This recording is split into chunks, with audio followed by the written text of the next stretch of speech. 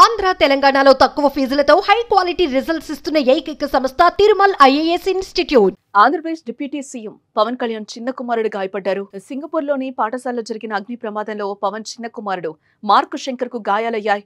Mark చేతులు కాళ్లకు గాయాలు కావడంతో పాటు పొగ ఎక్కువగా పీల్చడంతో తీవ్ర అస్వస్థకు గురయ్యాడు.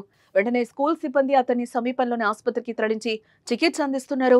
కుమారుడి ప్రమాద వార్తను తెలుసుకుని పవన్ కళ్యాణ్ ను వెంటనే సింగపూర్ కి బయలుదేరమని అధికారులు నాయకులు సూచించారు.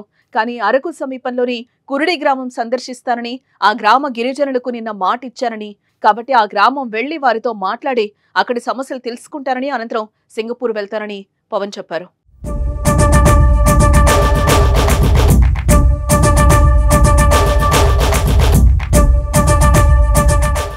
పవన్ కళ్యాణ్ అన్నా లెజినోవా దంపతుల కుమారుడే మార్క్ శంకర్ పవనోవిచ్.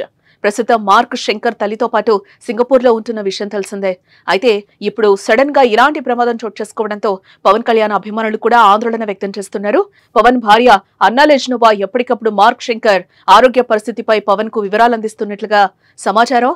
పవన్ లెజినోవా దంపతులకు 2 పిల్లలనే సంగతి తెలిసిందే.